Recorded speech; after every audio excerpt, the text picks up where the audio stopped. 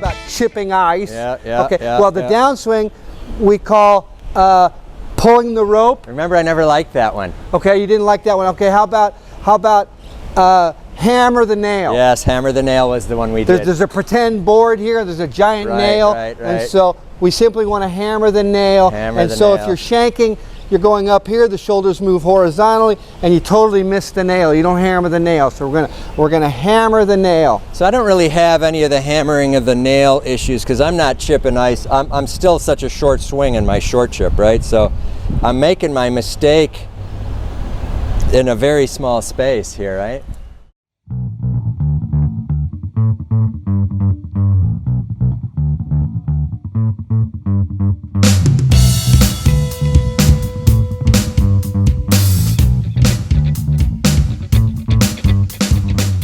Okay, welcome to the Roman Anton podcast. It is, we're in July still, 2021. We're in COVID lockdown, sort of, in Bangkok, and my guest, Bill Hutton, has come in today. Bill, how are you? I'm great, thanks. Yeah, I appreciate your coming in. I've known you pretty long time now.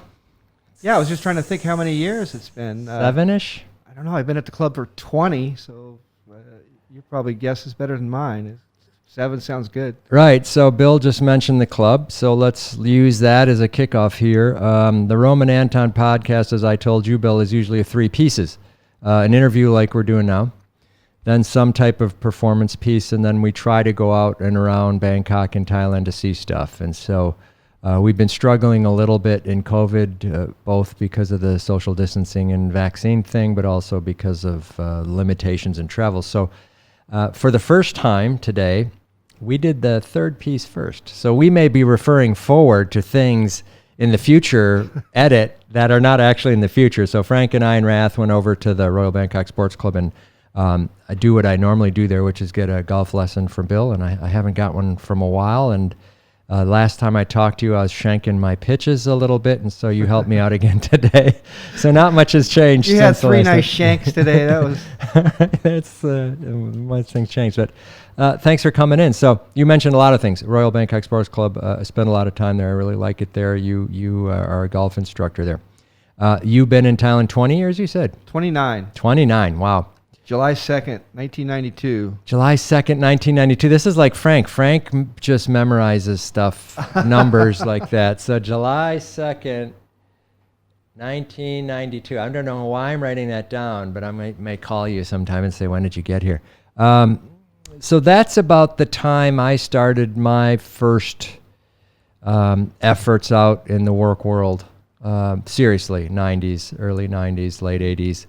And so let's back up a little bit. You and I'm wearing a tribute shirt to you today. My Milwaukee Bucks are playing your Phoenix Suns. Yeah, so we have a little bit of animosity here that's bubbling over. And in the pre-recording session, there was almost a fisticuffs. But we refrained. So tomorrow is game 5, which should be awesome. Yes, it's in Phoenix. But you were born and raised in? I was born and raised in Phoenix, yes. Yeah. And so grade school, high school, college? Yeah, grade school, I was a Catholic. I went to a Catholic grade school, St. Teresa. From there, went straight to Girard High School, Catholic. By the way, our great senior year, our football team won the state championship. Awesome. Our basketball team was state runners-up. Wow. Baseball team made it to the semifinals. Golf team?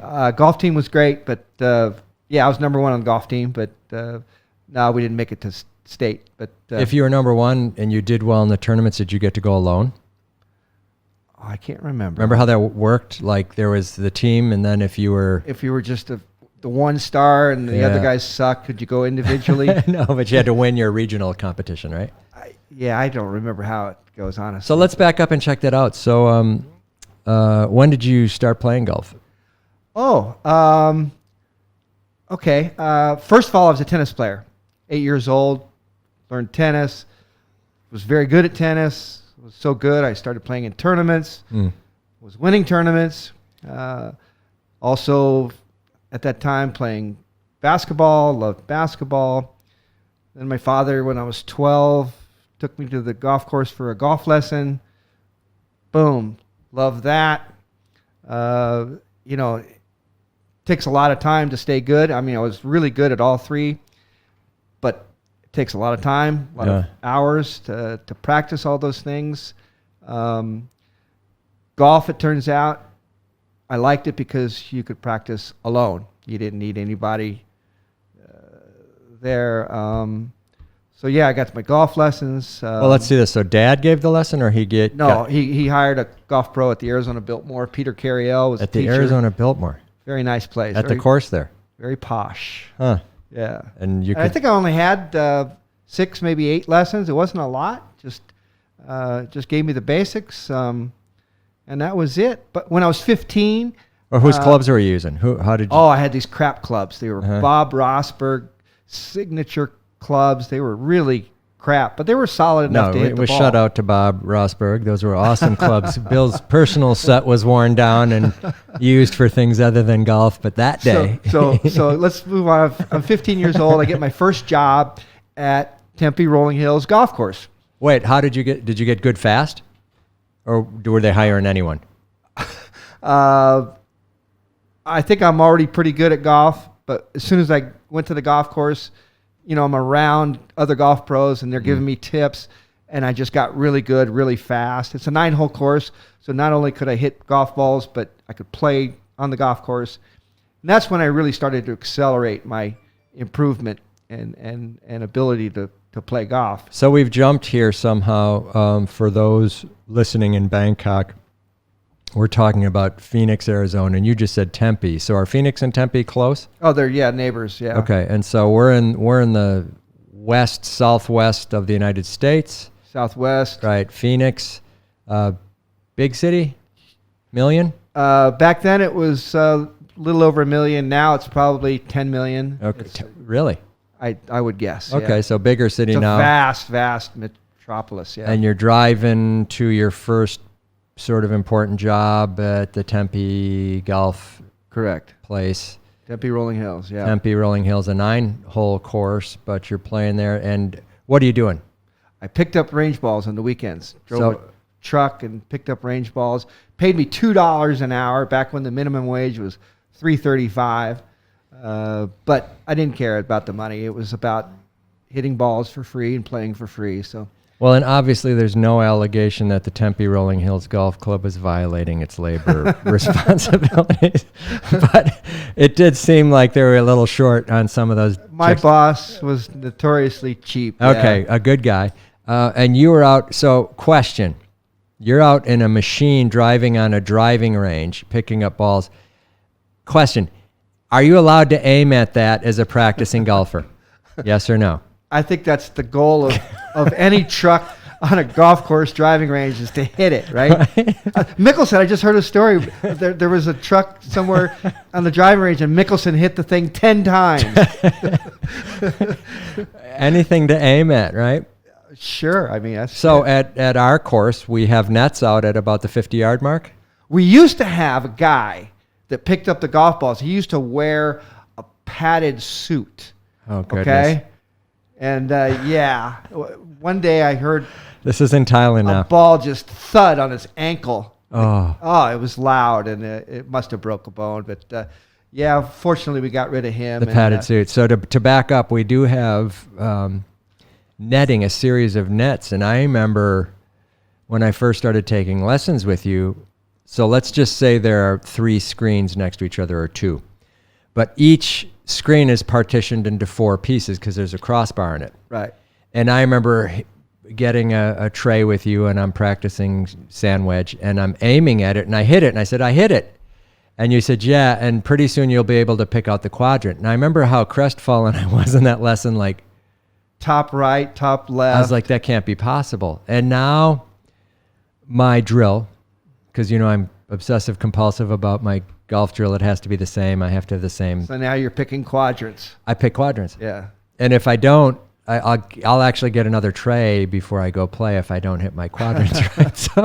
So back. It's all about focus. Yeah. Back to your Phil story. You hit the truck 10 times in the course. 10 times, yeah. So you're 15, driving weekends, getting hit by balls, and practicing. Yeah. Off of grass or mats? Oh, no, grass. Yeah. Grass. Yeah. That was nice.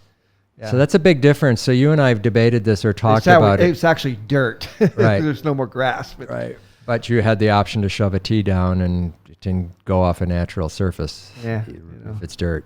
Dirt's so fun. Yeah, it's okay. I mean, if you're given the choice, you do grass over plastic matting every time, right? Absolutely. Yeah. Even if you're out in the sun, which is the reason why probably most people go outdoors because it's cooler and it's not hot. You're not getting burned to death.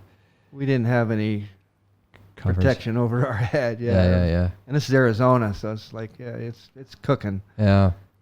So what are you thinking then? Just get through this job this summer and I'm going to be a mathematician? Or no, I had no clue as to what my future was going to hold. Now, in that 3 years time that I worked at Tempe Rolling Hills, one of the kids that I worked with, his name was Todd Wirtz. Shout out to Todd. Shout out to Todd. And Todd quit working with me at the Rolling Hills because Todd got a job at the Arizona Country Club, which is pretty close to where I live at my house. Now, the Arizona Country Club is a very posh, nice, private golf course. And occasionally Todd would call me up, and say, "Hey, Bill, come on, let's go play golf at Arizona Country Club." And we'd go and kind of sneak on. I wasn't really allowed to go out there and play, but he'd sneak me on, and we'd play the golf course, 9 holes. Beautiful place. Then one day he calls me up. He says, "Hey, Bill, they just fired a guy. Come over here, and get the job." What is it? It's what they call outside services. So you're kind of outside the bag room when the guys in their golf carts drive up. You clean the clubs. Yeah. And you clean the golf cart and park it and plug it into the charger and the bag room. You clean some clubs. And during the summers, I would help the other pros teach junior golf classes. Nice. But you're starting to see all sorts of equipment. You're starting to get magazines. It's now full-on golf if you want it. I'm sorry, what do you mean? You're sitting there and now your whole world is surrounded by people who have good golf equipment and magazines and you got the pro shop. So now your lessons are happening. I'm moving up on the scale. Of understanding equipment, right? And so I'm working this outside service area for 4 years. I'm going to school at Arizona State full time. Huh. And my handicap's a 1, so I'm working on keeping that. So I'm actually doing 3 things that are full time. Working full time, school full time, keeping my golf game, practicing full time. And I guess it helps to be young because it takes a lot of energy. Yeah.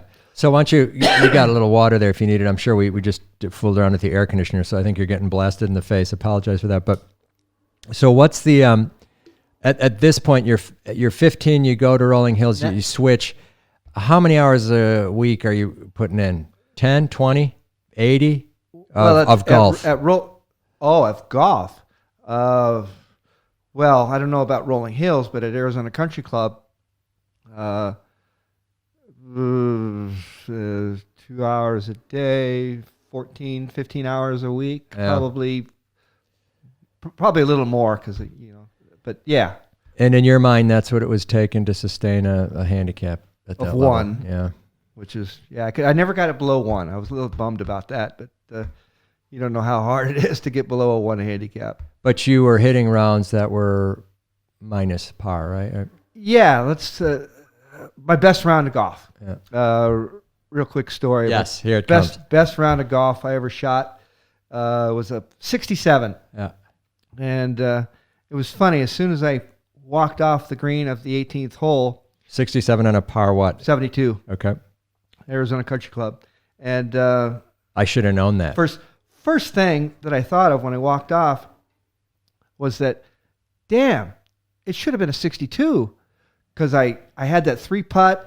Yeah. I hit a ball in the water. I hit the ball in the bunker in this hole, this and that. There was 5 shots that were just stupid. Could have easily been a 62. It was just incredibly easy to shoot that score because everything just happened the way you expect it. You tee off, boom, went in the fairway. Well, I expected that. Second shot, went on the green. It what I expected to do. Yeah. You get on the green, yeah, it's going to break a foot right to left. Went in the hole. I expected it. So it was kind of incredibly easy. Huh. So how old were you for that round? I think I was 20. So relatively close to starting your job there, which was around 17. Yeah. So you're moving rapidly. It seems like 5 years to get to one is fast, but I don't know how quickly children progress, and you now have a very good measure of how quickly you can get a kid who's disciplined to par. Is 5 years, are you ahead of the curve? Are you leading edge at that point, or is that if you dedicate? You know what I'm saying? Yeah, that's a good question.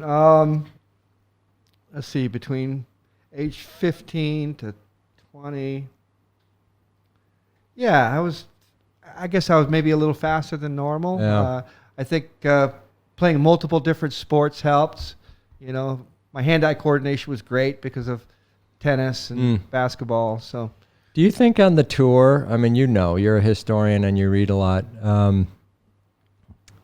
many of the pros come from multi-sport background? Oh, absolutely. Yeah. So what are they, baseball, golf in the South?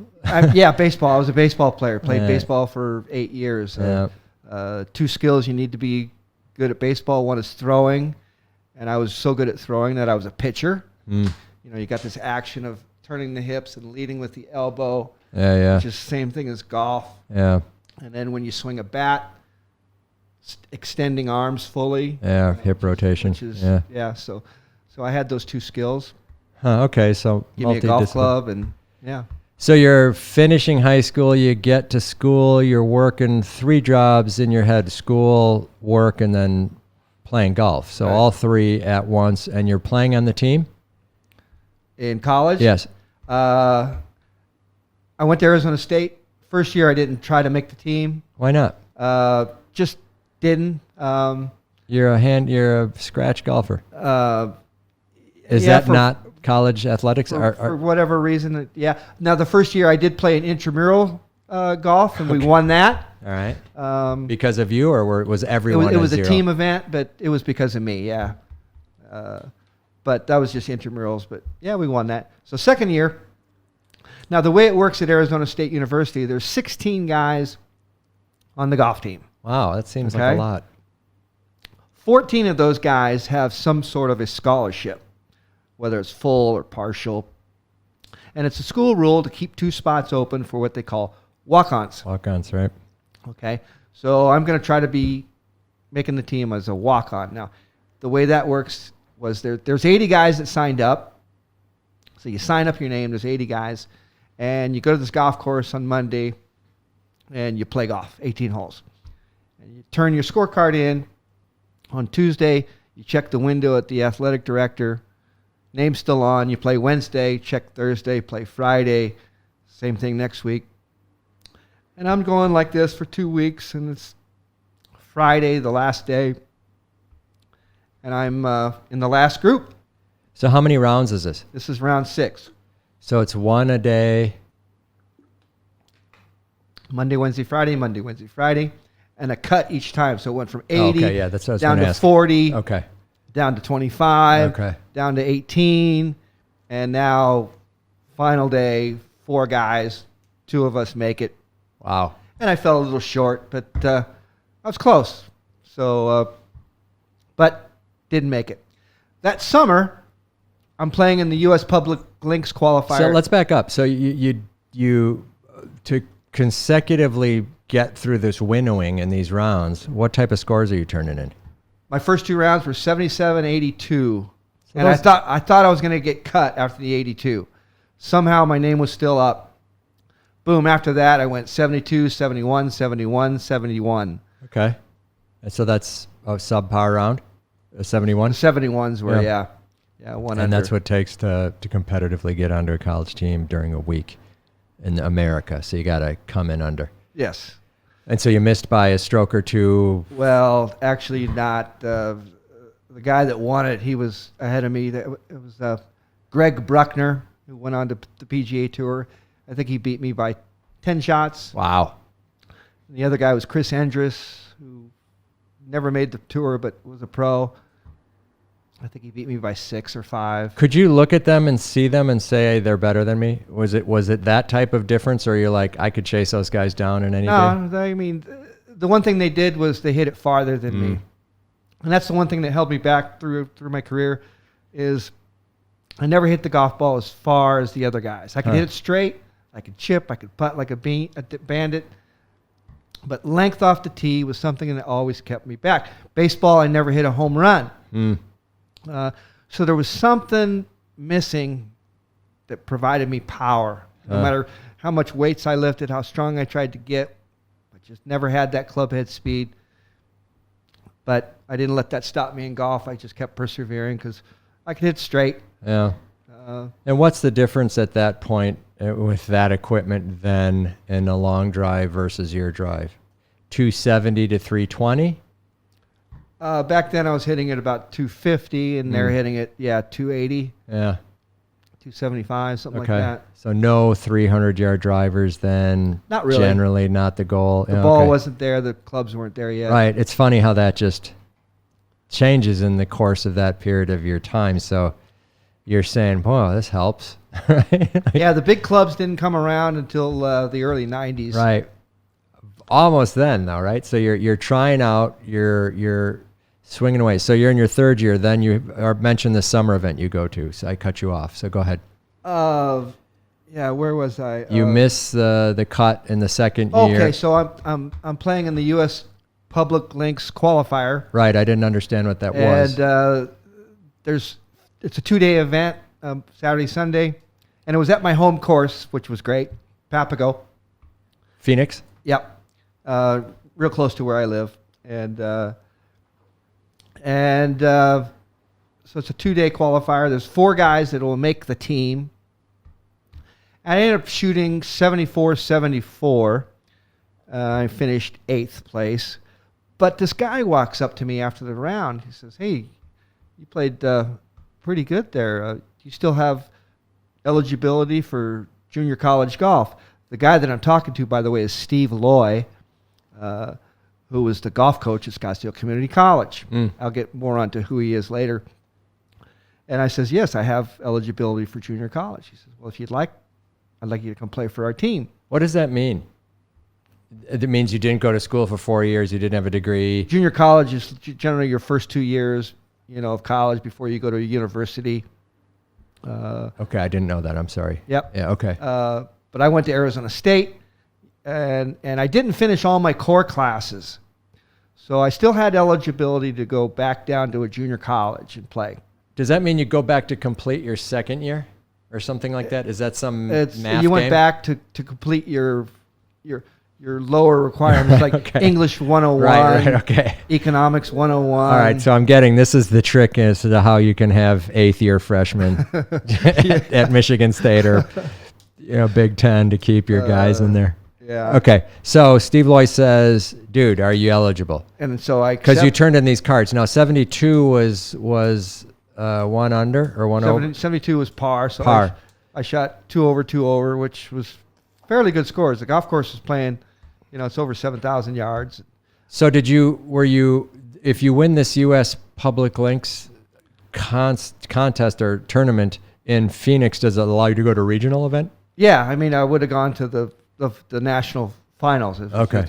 Yeah. And so you were playing for Southwest U.S. and then it would have Correct. been, okay. And so you tied for 8th, which doesn't let you move on, but is an award position. So you get notified and Steve says, hey, you can play. He just realized that I was a pretty good golfer. Okay. And so what equipment are you playing with at this point? Trash. Same guy, Stevie Bob Benson. Rosberg signature Right. clubs. Now I filled in the clubs with random clubs. So I had like a Lee Trevino 6-iron. I had a Hague Ultra 8-iron with a leather grip. I had a power built pitching wedge. So you're just a junkyard man None of these clubs match. What putter? A Niblick? A copy bullseye. Okay. It was called a GL Classic Blade. Still have it? No, Right. I don't think so. Could be back in Phoenix. I'm not sure, but Right. looks like a bullseye. Nice. Um, Okay, so then Steve says, What do you think? And you say, Now, Scottsdale Community College, they are the defending national junior college champions. that year. Before I went there. Right. So I go there, and I'm on this golf team. And these guys are good, okay? It's random guys from all over the country, places you never heard of it, Fargo, North Dakota, Billings, Montana, and but these guys could play. And I'm getting frustrated because I can't crack the top 10 on this team. There's a bunch of guys on this team, but How big is this team now? it was close to 15 guys. Same as the other school. Yeah. So there's probably But, some standards for what you can I field. just can't crack into getting into a match or a tournament. And halfway through the second semester, I just quit. I just left the team. I'm like, this is a waste of my time. I'm like, I'm never going to get to play in a match. And I quit now. So then tournaments against other schools were only 8 of the 14 or not the whole team? When you played in another tournament, there's only 5 guys. 5 guys, okay. So you get Yeah. a handful that are sort of just there for practice and then you got to play So up. I'm just this guy that's hanging around in 10th place on his own team and I never get to play in a match. Do you caddy for the other guys or? No. So you're not even on the course for the attention. You're just following the crowd. Okay. It was kind of sucky. Anyway. I'm not saying that. I'm just curious what the mindset is. You're trying to get in the action, right? Yeah. Anyway.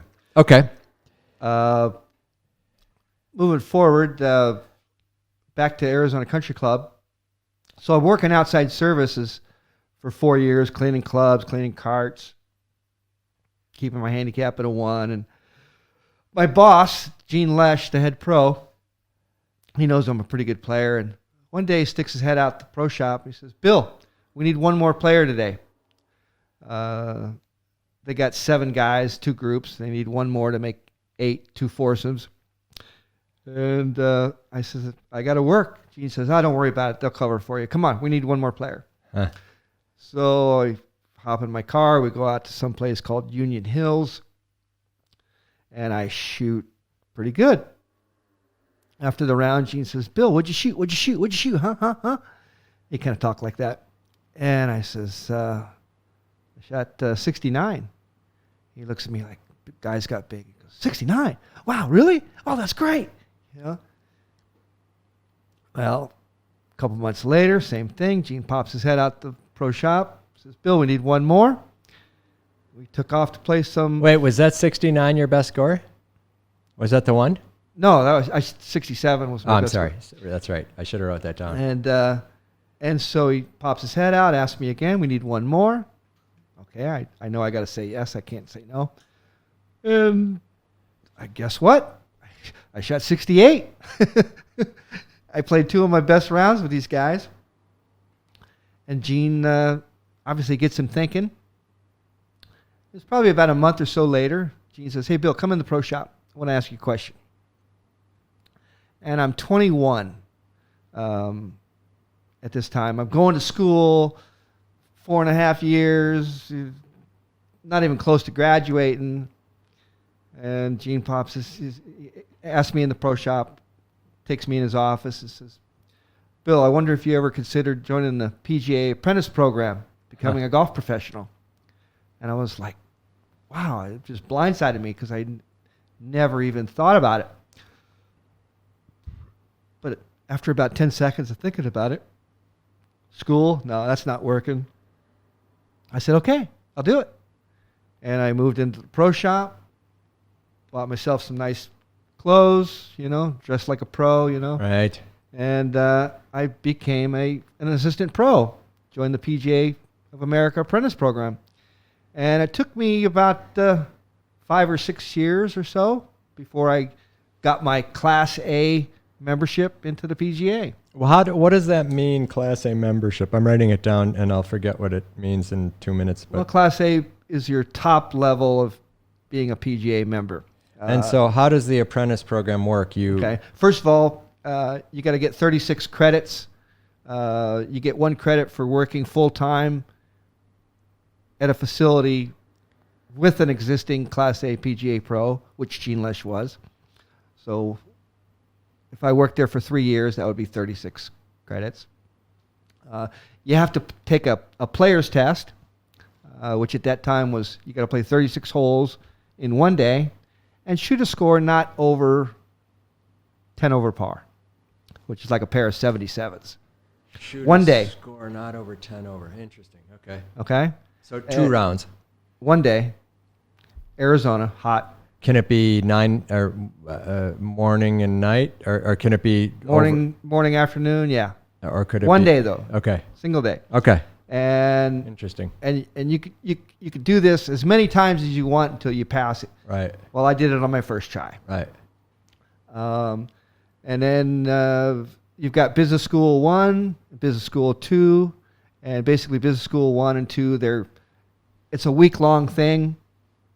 There's only about 7 sites a year, and I waited until one of the sites came to Phoenix.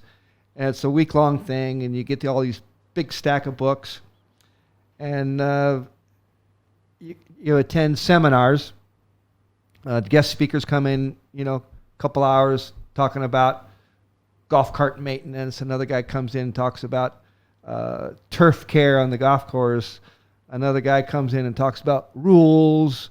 Another guy talks about club repair. Oh, nice. Another guy comes in about teaching golf. Another guy talks about playing. All the various topics that you can imagine that a golf pro needs to. Inventory management Yes. in the shop. Pro shop. Getting members. Like, is the front end of it like? You name it. Huh. It's pretty much covered. And at the end of the week, there's an exam, 150 questions, True, false. and all kinds. Huh. Multiple choice, fill in the blank. Okay. So this is administered by the Professional Golf Association. Correct. Huh. And I passed that first time. Business School 2, a couple of months later, passed that. And these And- are for credits against the 36 credits. That's only for nothing to do about that, but that was just 36 credit was just one little requirement. Okay. 3 then, years, long requirement. And then the last requirement was there's a list of 10 questions, topics that you have to fill out paperwork on, answer these questions in detail. And then you go for your oral exam where you got to dress up in a suit and a tie, and you got to sit at this table in front of 3 golf pros, 3 of your peers, and they're going to ask you one of these questions. And of course, you've already written materials about them, so you should have no problem answering All these right. questions. So if you found a bag of money in the locker room, would you A, keep it, B, turn it into the caddy master, or C? Yeah. Okay. So No, I'm joking, but I'm yeah. anyway. So I can just picture you in a suit at this point, and I'm getting a good laugh out of it. I did that. Boom. Now I'm up. So who are your peers? Were they other club pros from Yes, from Arizona. Yeah, and so guys you may have heard of or knew from Yes. rounds, but like didn't have an interest in either seeing you fail or pass, but wanted to maintain the Correct. the high level of efficiency that pros play at, Yeah. and guys who can hit the ball. Yes. More importantly. So after doing all these requirements, I got my Class A status, and now I'm ready to go get my own job as a golf pro running a facility. So what are you now? 25? No, 21, 22. Wow. So you got those credits I'm quickly. sorry. Maybe my time, maybe a little later. Yeah. But pretty quick. Yeah. So my first job interview I went to, it was for there's a new golf course called Encala, and the guy that's interviewing me is a guy that I know, and after going through a partial interview process, it's down to just me and this other guy, 2 guys, and the guy that's interviewing me calls me into his office and says, "Bill, I'm sorry, but we went with the other guy." He says, "It was a really tough decision. You guys were both qualified." Interesting. And honestly, he says, He says, I liked you. The deal breaker was that he had a college degree and you didn't. I'm like, ouch. That's coming back to get ouch. You know. They didn't tell me. I could have taken 2 more classes. I wasn't even close to graduating. All right, well, there you go. Forget that then. So now how many courses are there in Phoenix at this point?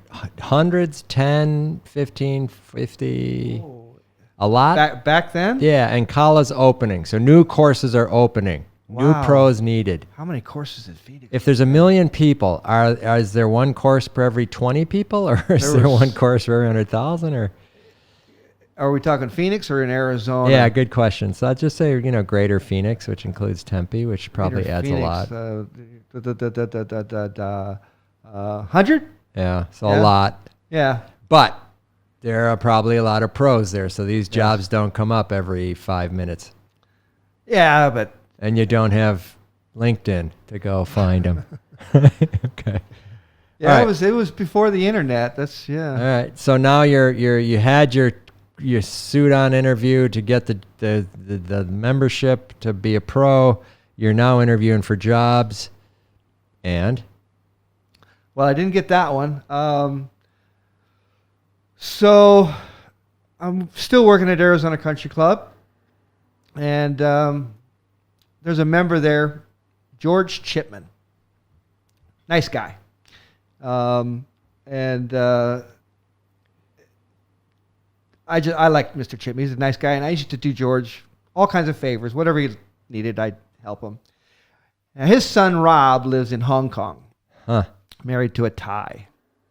And Mr. Chipman's all excited. He says, "Hey, Bill, Rob's coming to visit, from Hong Kong. He's going to be in Arizona a couple weeks. Can you help me out and arrange for us to get on some golf courses?" I said, "Sure, Mr. Chipman, no problem. Give me a couple of days and I'll get on this." So I make a few phone calls. I know everybody in Phoenix. right.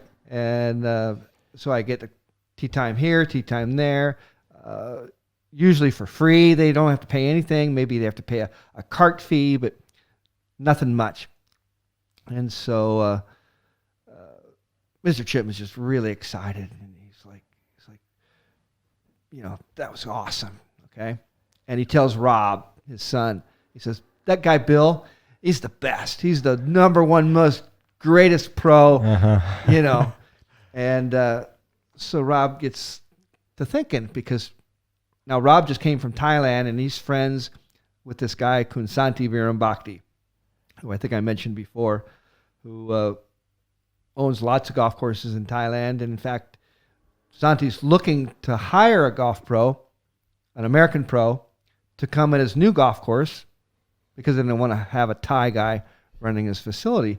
And Santi knows that Rob's coming to Arizona, and "Hey, Rob, can you help me find a pro?" Rob thinks of me. Rob takes me aside in Arizona. He says, "Hey, Bill, I know this guy in Thailand. He's a great guy. He's looking for an American pro. You think you're interested? Here's his address. Why don't you send him your resume?" Boom. 2 days later, I send the resume in the mail.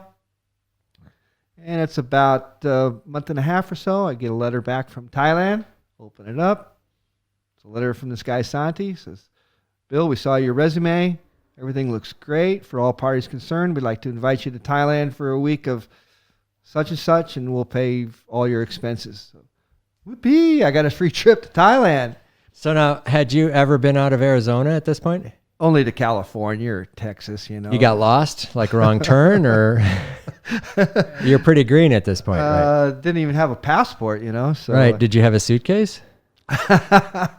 Yeah, I've had a suitcase. No, I mean, Yeah. some folks, Oh, no, especially no, if you're golfing. I mean, you're most, you need 20 pairs of shoes and, No, I had 7 bags or whatever. suitcase. But, okay. So you're aware of the world and you read the paper and you follow the tour. So you know where the courses are, who's around. So in the 90s, who are you following in golf at that point? Any, like Vijay Singh is starting up then? Oh, don't bring up Vijay Singh. All right. All right. Oh, you love him, but let's go on. All right. So who else?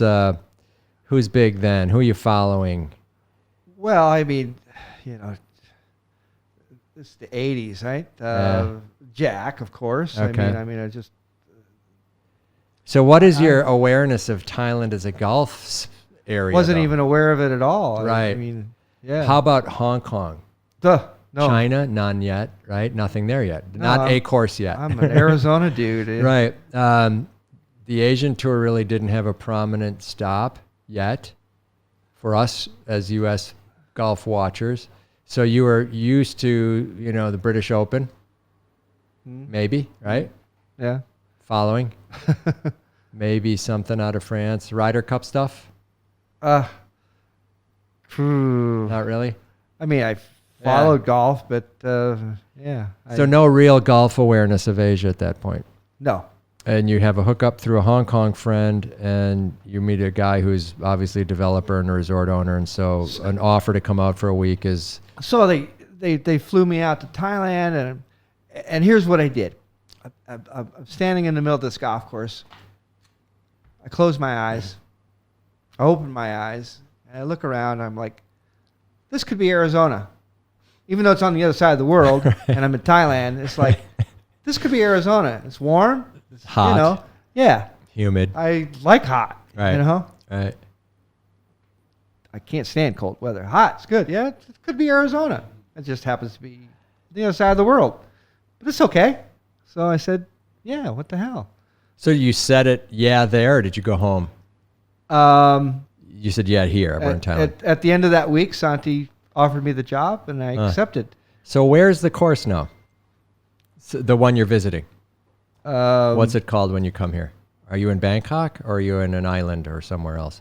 The interview that took place was up in Chiang Mai, up in Green Valley. Ah, okay. So that was the course that he was opening? No. The golf course he was opening was in Bangkok. Okay. So you went up and spent a week playing at Green Valley? Right, yeah. Which is still there? Yes. Okay. And so did you land in Bangkok, get another plane, and then fly up to Chiang Mai? So this is in the 90s. So that was Don Muang Airport then? Correct. And then when you get to Chiang Mai, that was the old airport unfixed. So it's still, you're feeling like, wow, this is pretty remote.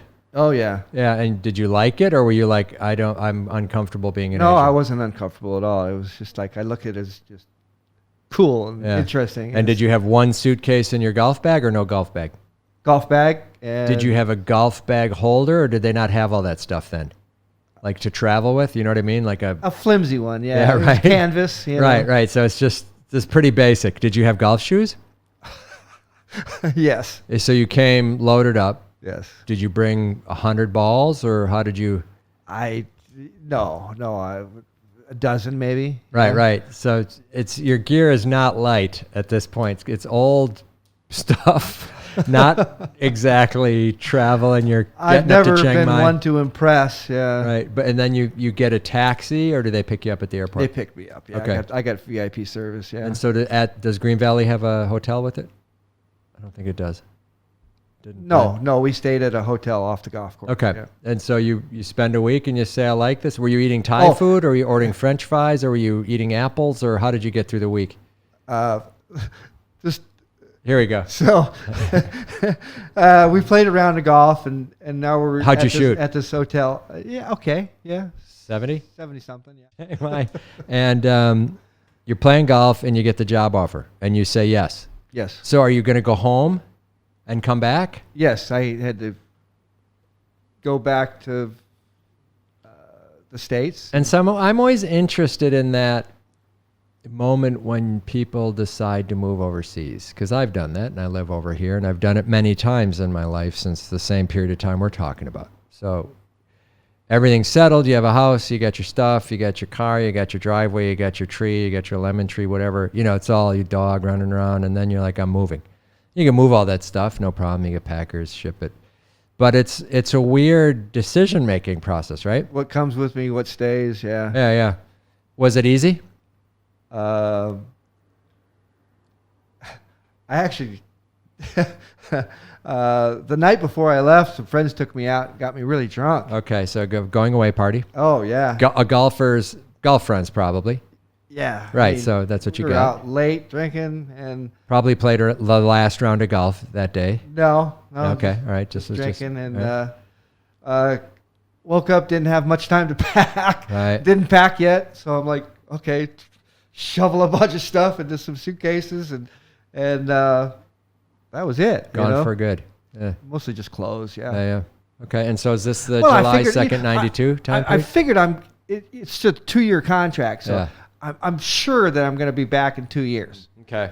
But it didn't. Fired back, or that was fun, I'm now going to go, Back to Arizona. right, and I'm going to get the Biltmore job because I've Right. had this awesome experience Right. overseas. But the 2-year contract ends, and you're not going back. You're just kind of hanging around, and 2 years turns into 3 years. 3 years turns into 5. Yeah. Next thing you know, you've been here 29 years. And so now you have a nickname in our community, in the area where you and I hang out. You're Pro Bill. I mean, so you've been a personality on Thai television. You told me today, you just reminded me that you had over 1,500 taped segments or broadcast segments on how Right. to golf. And so you're Pro Bill. And so I when I'm around, hey, anyone seen Pro Bill? When I'm at the club, just that's how we find you. Right. Right? It's Bill Hutton. No one's going to know, Pro maybe, Bill. right? So Yeah. Pro Bill. And so what is the thinking,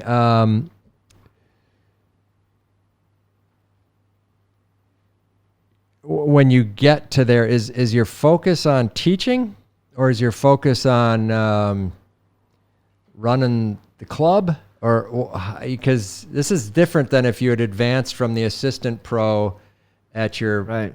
prior gig, right? You're just showing up and you're not sure what the definition is. When the sports club hired me, it was understood I'm just a teacher. Yeah, okay. But they know I have experience with how to look after golf courses. Right. So they said, please help us look after the golf courses. And as when you well. got here in 92, was that the same thing? Like, we want all of your input, so help Yeah. with students, help with... Right. okay. And But so mostly I'm a teacher. what Yeah. was the name of that first course you taught at here in 92 when you hired? Not Green Valley. So it was down in Bangkok. Winson. Winson. And so that's still here? Yes, now it's called Legacy. Right. I've played there once, and I shot horribly. I thought it was a hard course, and I liked it. Designed by Jack Nicklaus. Right. For some reason, I was in every bunker on the course, and I realized, however that was designed, it got me. Would you like to hear the story about when I caddied for Jack? I would love to hear the story about Jack, but let's start then with Winson, called Legacy now, and we're going to go through courses. But talk to me about when you caddied for Jack. Right. It was So wait, Jack designed that course? correct. When? His design associate, Chris Cochran, Okay. but Jack signed off on it. Okay. But yeah, it's a Nicklaus design, effectively. Are there many in Thailand? 6 or 7? One of my favorites, right? Lam Shabang? Yes. Right. Which others? Mission Hills, Ah, Kanchanaburi. You're putting me on the spot. that's funny. Not all Bangkok, though. Mission Hills, Kanchanaburi. Right. Yeah, okay. There's Lam Shabang. several. Winson, Putting me Legacy. on the spot, but there's Okay.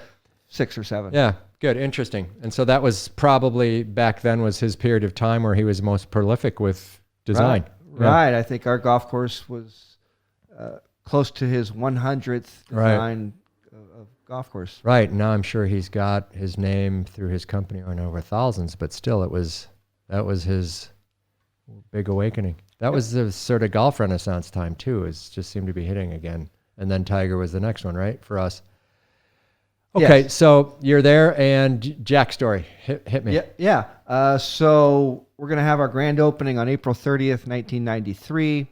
And it's understood that I'm going to be Jack's caddy. Nice. So I'm asking Chris Cochran. I says, okay, Chris, I'll be ready for Jack. Ask me yardages. How far is the pin? How far is the bunker?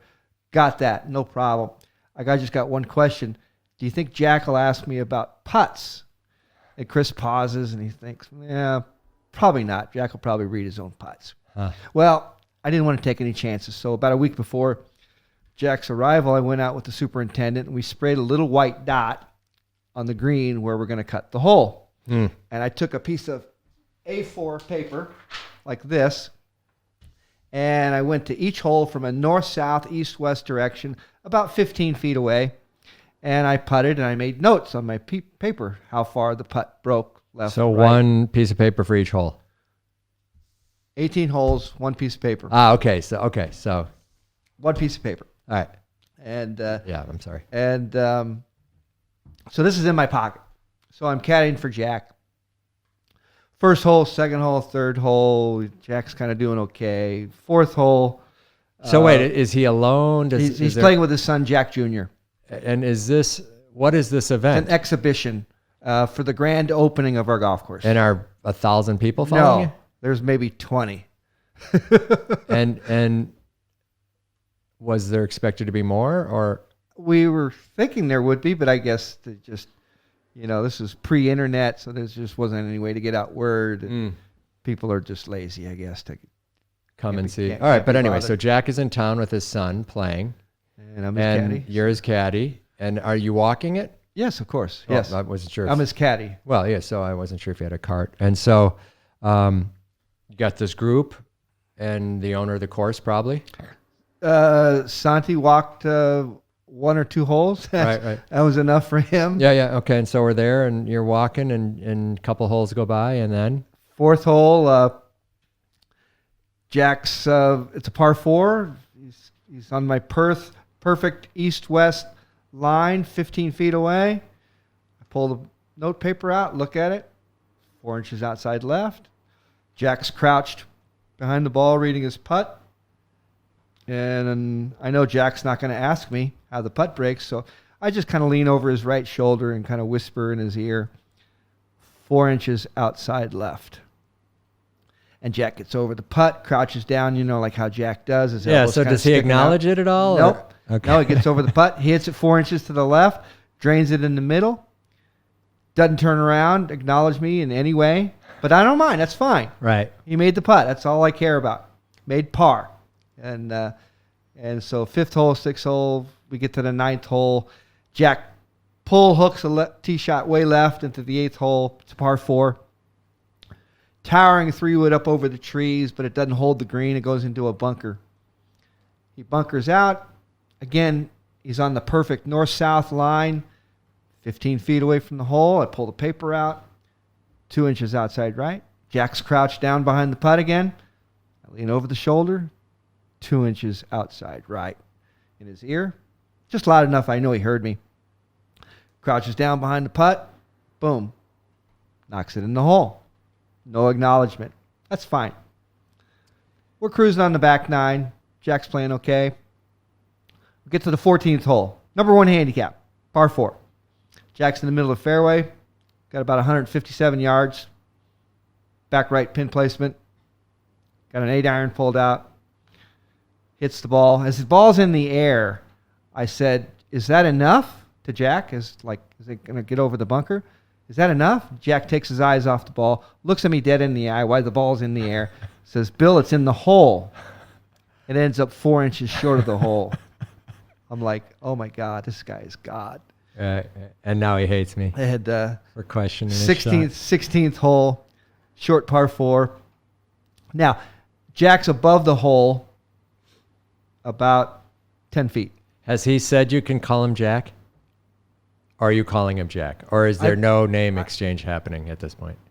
I believe I was calling him Jack. Jack. Yeah. Huh. I guess I would. Mr. Nicholas just seemed too formal. I'm his I don't know, Jack. Yeah. I can't remember, honestly.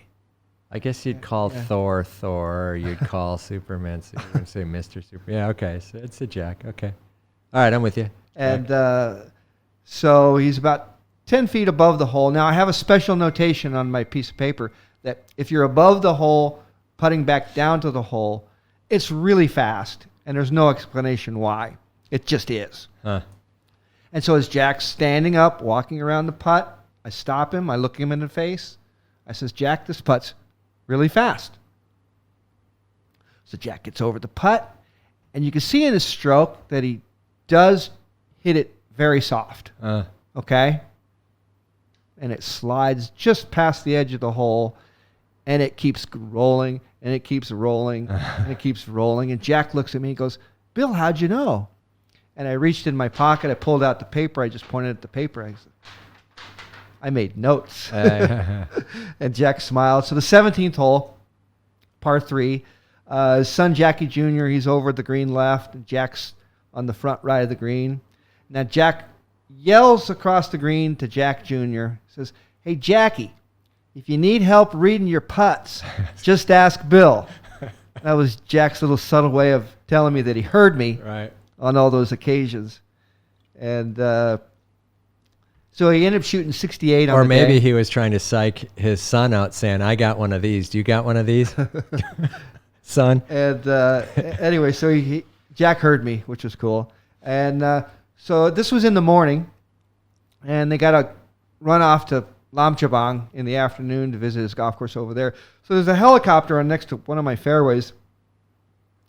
And Jack and his entourage, they're all in there, and the chopper blades are going, and the doors are closed, and I'm backing away, and I'm waiting for the helicopter to take off. And all of a sudden, the doors to the helicopter swing back open, and Mark Hazeman, his vice president, says, "Bill, come over here. Jack wants to talk to you." So I go running under these helicopter blades and stick my head in this doors to these helicopter. And yes, exactly. And Jack leans over 2 rows of chairs and extends his arm and hand out to me. He says, "Bill, I just wanted to say thanks. It's a great day, great job." Huh. Nice. That was my Jack day. Good. Just didn't have to do that, right? Yeah. Nice guy. Well, interesting. And so, you remember the score? I mean, it was 68. So he shot a 68 on his course. 4 under par, yeah. 4 under par. Had never played it before, had never seen it before. He had a good caddy. Just went out and crushed it, and you helped him out. Wow, that's amazing that he's that awesome. He was 53. Just comes and nails it. At that day. Yeah. One better than your best round ever. Never playing the course, right? Yeah, What was their most remarkable thing about caddying for him? Like, I mean, what did you say just when you're close to him? Was it just precision? Was it went where he was hitting it, or was it strength, or just what impressed me most about his golf? You're next to him playing against the world's number one player. It wasn't impressive about his length. It was just he just never really missed a shot. Yeah, it's just everything went where it's supposed to go. Yeah. In the middle of the fairway, on the green. Yeah. No mistakes. Huh. I don't think he didn't make a bogey, I don't think, all day. Wow. Yeah, just 4 birdies, 16 pars. That's amazing on a new course. I mean, I think your average player, the new course is adding 5 strokes to the score immediately, right? Just through excuses. Didn't know that, couldn't see that, wasn't Nicklaus sure courses, their fairways are generally pretty wide. Yeah. But yeah, I mean, we're talking about the GOAT of golf, Right. greatest of all time. So. All right, so, well, that's cool. So he flies off to Lam Chabang. Do you think he plays another round there? Not on that day, no. Next day? Probably not. Yeah. Ours was a special occasion. It was a grand opening, so. And so was this in the winter or summer? Was April 30th. So the tour is on. So the Masters is just finished. That's a good point, right? Right. Yeah. I'd have to Google it, see how he did. Right. And he's just 1993. And he's taking what back then was probably an aggressive trip. Right? I mean, like, hard to do. Yeah, we'll figure it out. We don't do that on this show. Look stuff up. Or maybe we do. I don't know what we do. But yeah, interesting. So I mean, it's just funny because I remember Lewis Hamilton saying something once about his business obligations and other business obligations other than F1 during the season and talking about managing them. But it's sort of the first time that it occurs to me, like, wow, you play the Masters, then you go inaugurate 2 courses that you opened, or one that you opened and another you go visit. Yeah. And then, like, get ready to go back and practice for what would be next. I guess after the Masters, it'd be the U.S. Open. June. So something else would be in between, some other hot... No, June. It was... Yeah. Back then, it was U.S. Open June. July was the British Open. Right. And August was the PGA. So somehow he snuck that in and probably not a mention it's to it. only three weeks Right. rest. Yeah. Interesting, huh? So how much stuff those guys got to keep moving in the air and play golf and keep things rolling. Well, and so all right, well that's cool. So yeah, cool experience, right? Yeah. So you mentioned another pro anecdote to me, and I do this fairly religiously, cleaning my grips.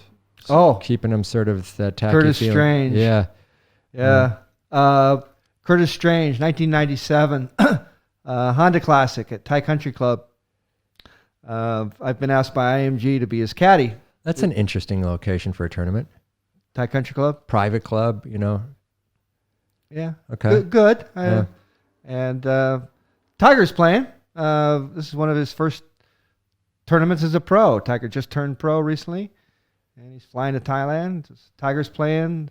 Curtis Strange. A couple other pros, but they were the two big namers.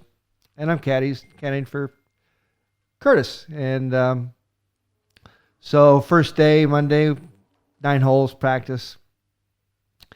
End of the round, Curtis says, Bill, I want you to wipe down these grips every day.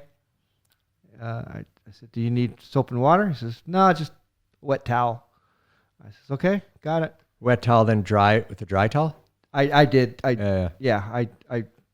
did it like that. And did you use like a white towel so you could see how much dirt was on it?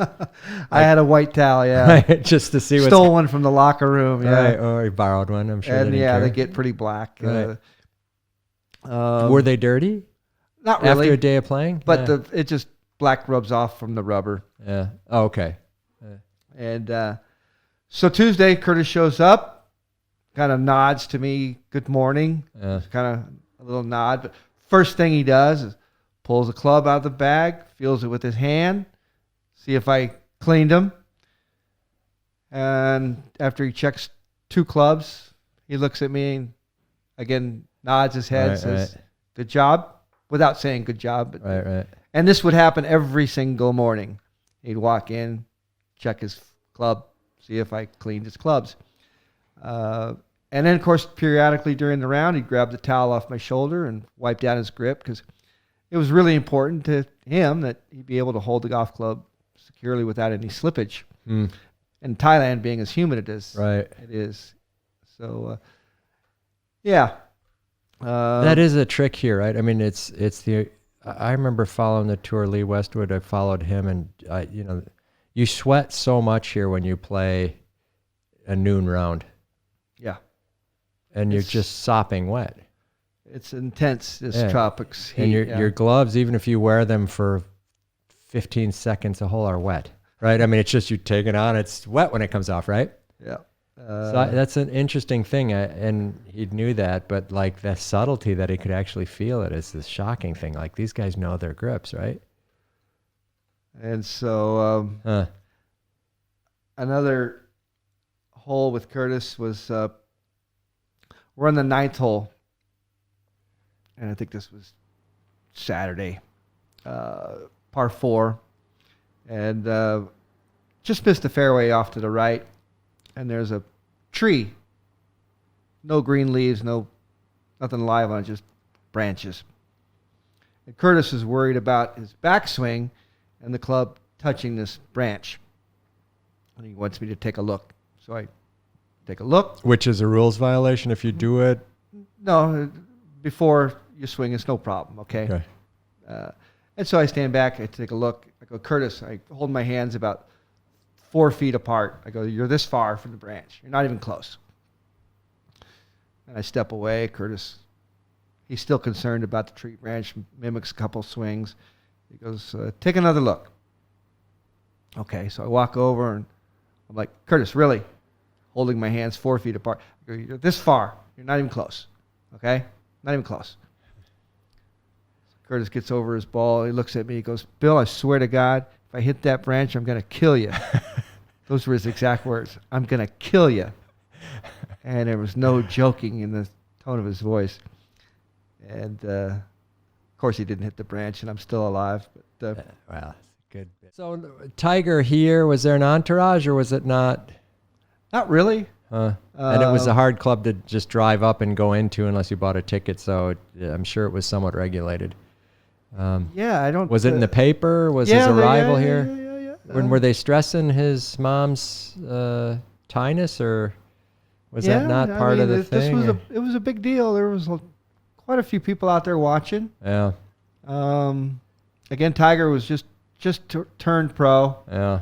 1997. Can't remember how old he was, but he was still a teenager, I think. Yeah.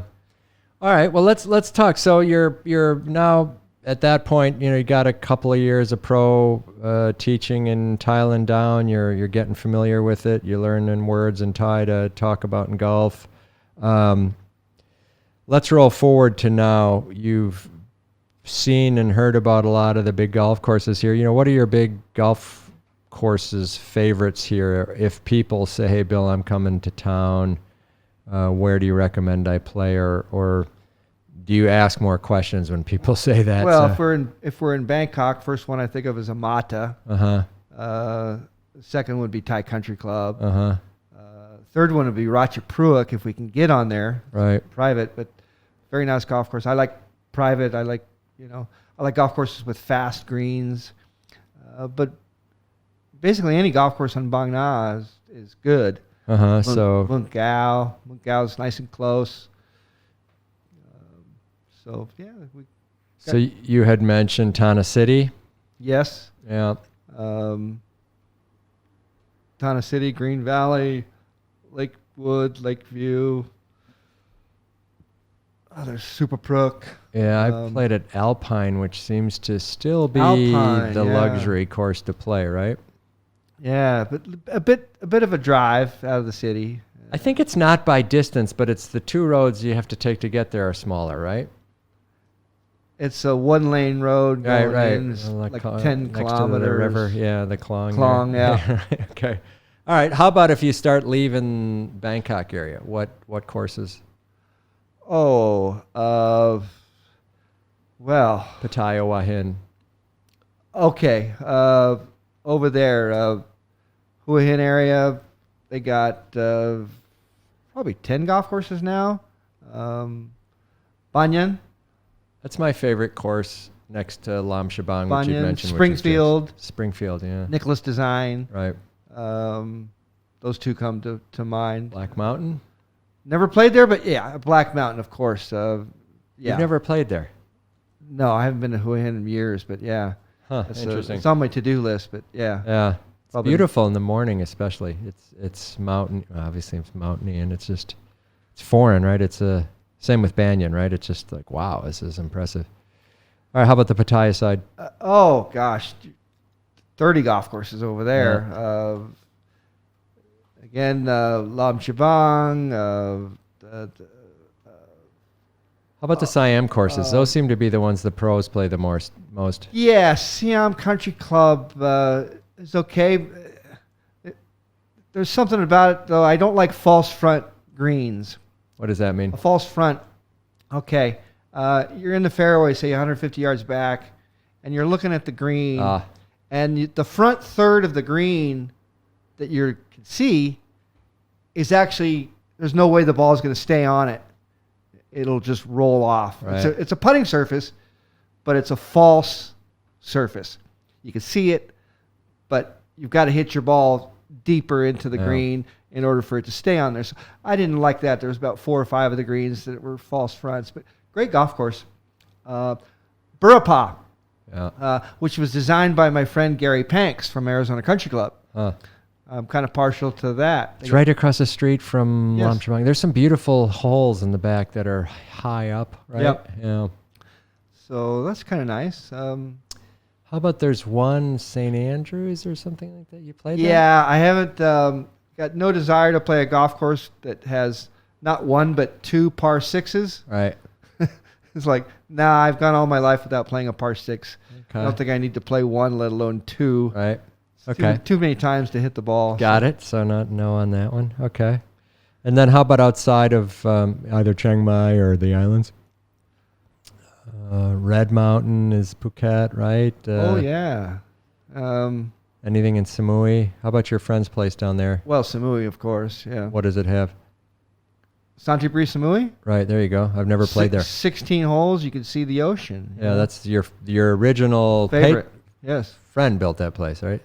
My two buddies, Ed Thiel and Pirapon Namatra. Yeah. Each one designed one of the front 9, back 9. Okay. Yeah, just gorgeous piece of property. Got this one par 3 standing up here and hitting a little pitching wedge to green that's about 100 feet below. It's just they have one of those at Red Mountain too. Yeah, just surrounded all 3 by jungle. It's just gorgeous. I told you this, I think. Do you remember when I went to I went to play in Nepal? I brought my clubs and I played that course. Okay.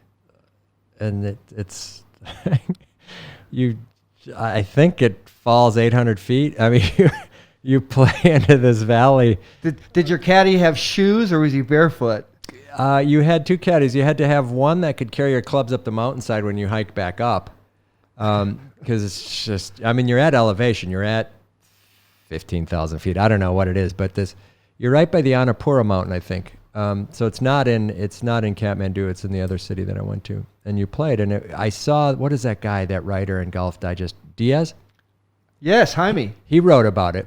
Jaime was at the Thai Country Club. Okay, so Jaime wrote about this, and the photos were so, and I was going, and I said, I'm going to play this. And it was a really wild thing. But I remember I hit, the caddy'd say, what club are you going to use? And you'd say driver. And she said, no, you should have sand wedge or a pitching wedge. And it would, you'd try and hit this tee that was this little green down. That sounds cool. And they had barbed wire around it because these ox, I think, sort of a long-horned animal would like to eat the grass on the green. So they had to put barbed wire around the, and not like concertina wire, but just, a fence that could keep the animals from coming in. So it was just very funny. And there's this milky white water, which was filled from the dust from the mountains, flowing down this river that was just torrential. It was pouring through the golf course. So if you had a ball anywhere near that, it was gone. It's a very interesting golf course. Nepal. But, yeah, so strange drops, greens. Okay, so I think we're moving towards the end of today's session, but you've been a long-time resident of Thailand. You played the courses. You've mentioned your favorites. You've mentioned some golf experiences. Normally in the podcast, like I said, we'd go out to see a performance or do the skill set. And in your situation, it was golf instruction. And so you showed me how to correct my shanking a little bit on my chipping today. And we'll replay that footage. And the place we're at is one of my favorite places to go, which is where you work. So I appreciate you're doing that in advance, but wanted to talk a little bit about, teaching for years. You and I had I think you're a habit-driven guy. You like getting up early. You like teaching early. You like, sort of doing your routines, as do I. And I think up at maybe 4:30 in the morning. Right. Unfortunately, that means I'm in bed by 9 o'clock at night. Right. I think I'm a little more OCD than you and my disorders. So if things are out of place, we can't start the lesson. So I got it. OCD, yeah.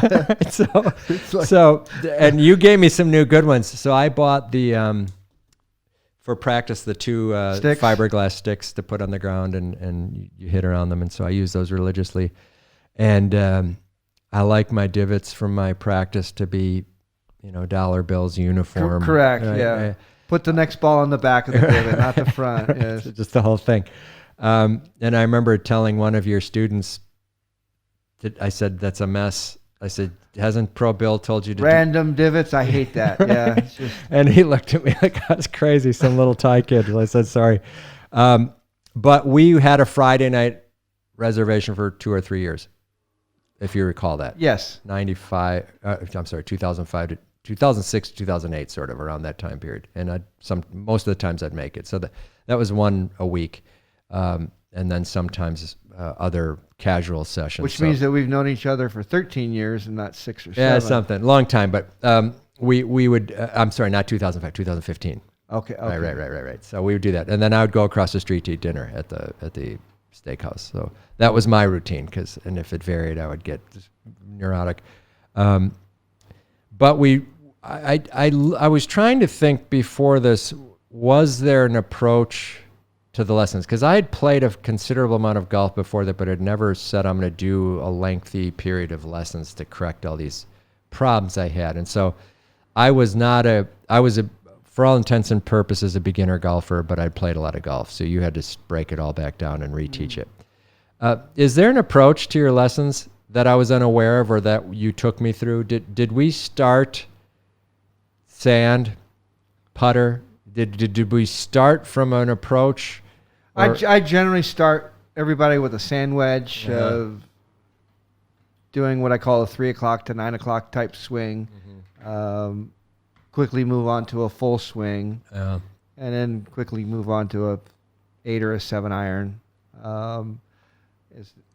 That's basically my approach. But if I see a student for the first time, I'm gonna ask them normal questions. If you ever played golf, have you ever had lessons? If they've played, I go, what kind of score do you shoot? And then I'll quickly just say, okay, take the club, show me a swing. Yeah. And my eyes will look at their hands first, how they holding the club. How's the club moving back? Are they taking it straight back? Is it, I'll just go from there. Yeah. Kind of. Yeah, I mean, because there are some very memorable parts to it, and it's hard for me to digest and repeat back the lessons learned, but I have a lot of routines now, including my warm-up, which I don't blame you or saddle you with. That you learned from my... Yeah, that the good parts, and it really preyed on my weakness, which was to have sort of an OCD thing that I could attach to sort of just get ready to do this. But I did move putting to the front of my practice. Now I like to practice my putting first and go small clubs to big clubs. So I go small. I go putter first. And now that we have a new putting area at the club, I like to practice the putting first. So before I see you at the range, you will have already putted. Yes. Okay. Which I think from an exertion point of view is even a better warm-up and a getting sweating, starting to break a sweat. Yeah, you're too. not tired. Right. And it's helped. And now that we have it walking in that direction, I think it helps as well. So I can just go straight to the first or the 10th hole to start the round. But really grip and positioning to the ball were really the things that I think about all the time when I get back and play golf a lot during a week or a month or a quarter or time period. Just the lessons around that. And then club position on the takeaway and on the backswing are huge. Huge. Yeah. And it's just, I saw Patty, someone posted on our line chat, doing all 18 of her clubs, or all of her clubs in succession very quickly. I don't know if you saw that one, and her club head placement was almost identical on these 50 swings that she did a tray of balls, so however many clubs. Then she did some 1 foot and then both feet. Okay, I did see that. Yeah, it was spectacular to me. The 1 foot exercise was different. It was astonishing how good her swing looked on that 1 foot, right? To me.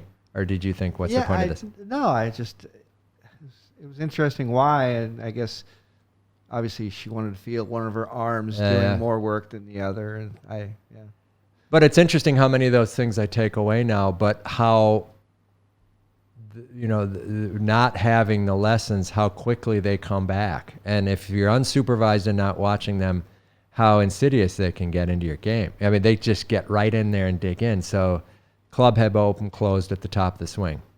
That can be one of 50 things. Certainly could start with your grip, right, positioning, etc. Right, and so it's really an interesting craft you have, and it's funny how from far away I know when you see it, and I know when you see it, and I know you're not yelling it out across the practice facility. But it's interesting, and I'm not sure if I'm looking for a comment or even feedback, but it is funny how these lessons that are now approaching 10 years old in my head, how quickly they come back and how routine they are as part of the game. And it's just... you used to get the club shut. Yeah, I think shut. You're a shut-faced guy. Yeah. Just like welded shut. Right?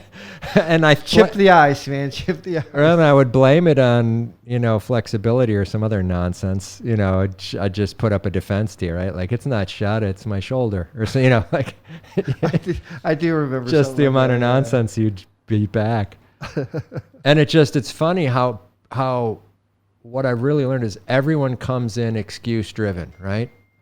In the lesson process, or they don't. But boy, did I want to blame other things other than what I was doing for my stroke, right? The wind, the sound, can't be me, right? Know. I'm too good, yes. Right. And that's such a, and actually that's an admirable quality that a lot of better players have when they hit a shot. They'll defer, it's like, yeah, that was the wind. That wasn't me. I'm too good. I don't make those mistakes. Yeah. Blame it on something else. Yeah. Well, I mean, I guess I'm trying to end this up with saying, hey, the lessons took, appreciate them. But to me, it goes without saying, in particular if you're coming here, one of the things that was extremely valuable is, and we did one of these at Rajprik, was walking the course and playing it with you and getting sort of a live lesson. I know that Rajprik round wasn't really...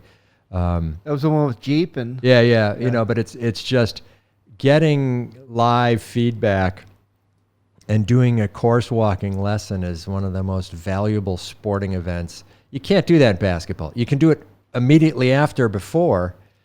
But I can't imagine Giannis yelling at me like, get your hands up, like. I remember giving a lesson at Rajprik with this guy. He was the CEO of a nameless company. AIA Insurance. Okay. He's from Texas, and he took me out to Rajprik for a game and a golf lesson. And I basically told him before I hit the shot how every shot was going to fly. This one's going to draw. This one's going to go high. This one's going to go left. I'm going to hit this one low into the wind, blah, blah, blah. Every shot I basically described. And after the round, he looks at me, he goes, oh, my God, that was amazing. Because I've never, ever played golf with a person who could hit their ball like that. And it's like I never actually try to hit a ball straight. It's always with some intention to curve it. Sort of like Bubba Watson.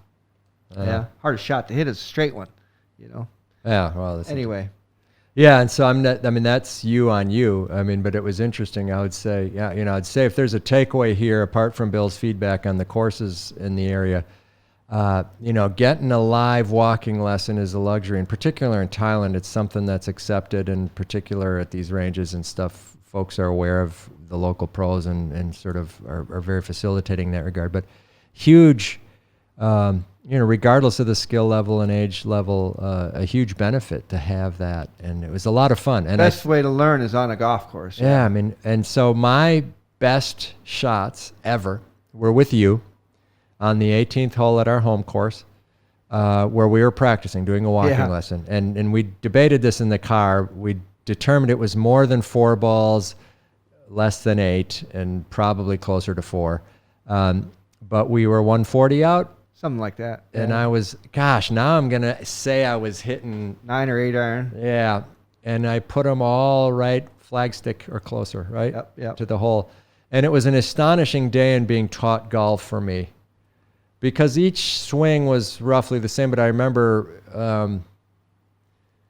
very clearly that day having sort of the breakthrough and getting that feeling of hitting a shot that was taught to me, and then having the discipline to execute. Yep. And so thanks for that. But it was just an interesting discovery, and it was a lot of fun having those walking lessons, and maybe we'll do them again sometime. Well, it's good. To this day, you still remember that, so that's the important thing, Yeah. But good. Well, look, Bill, that's all I wanted to cover today. Was there anything you wanted to say about golf or Thailand or stuff going on here about COVID or about getting your next shot? Or? No, just go Suns, Game 5. Yeah, go Suns, Game 5. So we are here. It is July. My team has miraculously come back down 0-2. Giannis's knee seems to be fine, and he had the block. And I'm trying to figure out how to get that as my screensaver on every device I own. And that's a lot of devices here. Right, that is.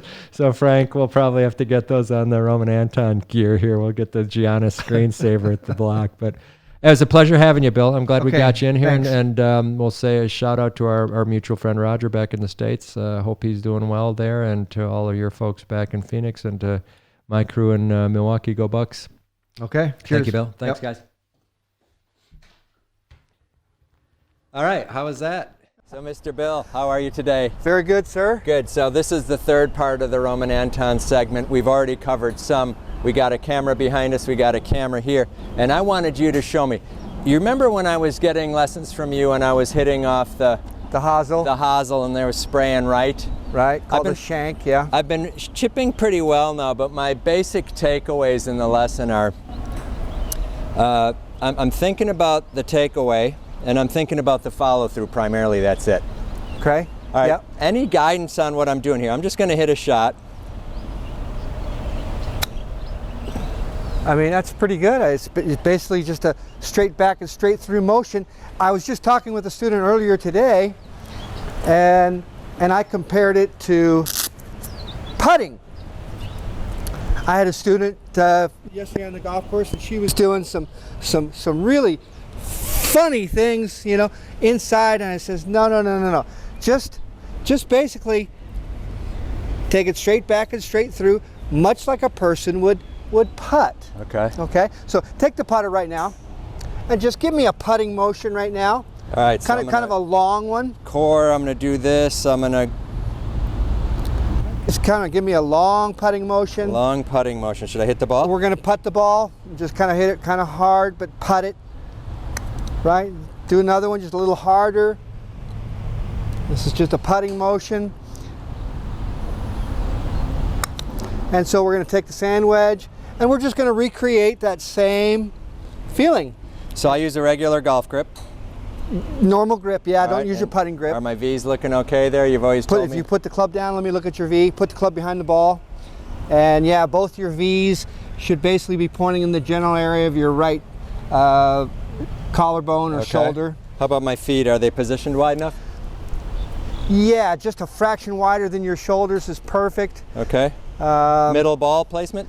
Ball position can be middle, or it could be slightly back of middle. All right, I feel good there. The reason we play it maybe back and middle, Phil Mickelson, for example, short game shots. Phil was describing 4 of the 5 different situations that he chips in. In 4 of the 5 different situations, Phil has the ball back in his stance, simply because it gives you the best chance to hit the ball first. Obviously, you're going to lower your ball flight. Phil says only when I need to pop the ball up and stop it does he move the ball forward in the stance. Okay, Phil never has the ball in the middle. I get that. It's either back or forward. That's it. So my firm wrists, flexible wrists? In talking about grip pressure, you can squeeze with your left hand as tight as you want, but the right hand must be very, very light and soft. Okay, so you asked me about wrists, and no wrists. Okay. Okay, wrists are something that will cock to help create power. Right. And we don't need power right now. We're focusing on hitting it straight.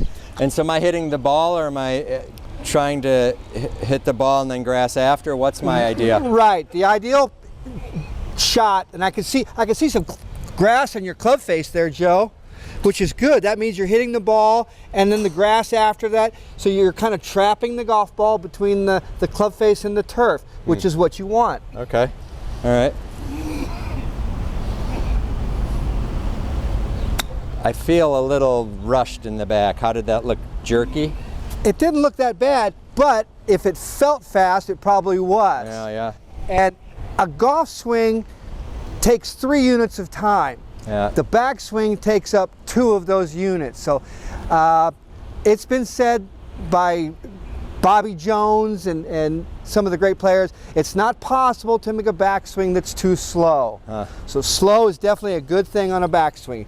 And so should I have knee movement at all on this?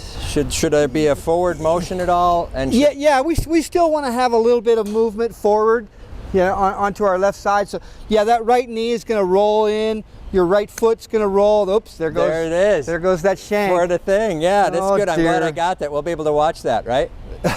I'm afraid so. So what is the cause of a shank? No, we got that. We know what I was doing on that. The follow-through motion, am I stopping it? Am I holding it? Am I turning my hips in that process at all on a chip? Right. Well, we want the strike to be 2 in a row. They come in bunches. There we go. We want the strike to be accelerating But yes, we want to finish with the club low to the ground, basically, arms extended, little bit of leg movement. It's funny, as soon as you talked about leg movement, that's when you started shanking 2 shots. There you go, right. So there might be something there. Okay. That you're maybe excessive leg movement. Let's make a swing where we don't focus on legs. Let's just try to focus on arms and upper body. Let's see what happens. Hey! 3 in a row. All right. We're going to do our 2-ball test. We're going to cut those out. We're going to cut the shanks out, put the holes in 1 in. See if you can hit 1 ball instead of 2. Oh, you nudged that second one. Did I? Yeah. So that means the swing's going out? Yeah, you were close to a shank. Close to a shank, everyone. C-T-A-C. S. C-T-A-S. Hit them both. What does that mean? I'm going like this. Simply, it means this. When you shank a golf ball, and let me have your club. Let's understand the shoulders and how they're supposed to work in a golf swing. The shoulders basically, when we make a backswing, they'll turn horizontally around my tilted spine, okay? That's a horizontal turn, that's fine. What's not okay is on the downswing, if I return with another horizontal swing, that's when the hands and the arms start to move out and you'll shank. So for a very, very brief moment of time, after I've turned horizontally, I need there to be a vertical drop. So think of that as vertical. So it's horizontal, vertical, horizontal. Yeah. Okay? Got it. Got it, got it, got it. The horizontal, vertical, horizontal. And I always, yeah, all right. There you go. All right. You remember I talked before, Joe, about we talked on the backswing, and you know very well about chipping ice. Yeah. Okay. Well, the downswing we call pulling the rope. Remember, I never liked that one. Okay, you didn't like that one. Okay, how about hammer the nail? Yes, hammer the nail was the one we did. There's a pretend board here. There's a giant nail, and so we simply want to hammer the nail. If you're shanking, you're going up here. The shoulders move horizontally, and you totally miss the nail. You don't hammer the nail. So we're gonna hammer the nail. So I don't really have any of the hammering of the nail issues because I'm not chipping ice. I'm still such a short swing in my short chip, right? So I'm making my mistake in a very small space here, right? That's a good point. Okay, so you're going here. So we're not chipping ice. We're not hinging the wrist. But are we still maybe hammering a small nail? Yeah. Maybe there's a small one right there. Yeah. That we can hammer. I wonder if I'm bringing it over in the video if I look or something else. It just is a funny feeling here now. That's a nice shot. Okay, I think I'm getting the point here today. Okay. So feet slightly wider than shoulders. Slightly wider than shoulders. Ball. Keep the weight on the insides of the knees here. Slightly back. I got my grip, V grip, light grip, right hand, little heavier left hand. I'm going straight back. I'm chipping ice, sort of, and I'm hammering nails, sort of. Check my direction. Bingo. All right, that felt pretty good. Bill, I think that's our lesson for today. Let's take a break and see if we filmed on that. Appreciate it. You're welcome. All right. 1, 2, 3, quiet.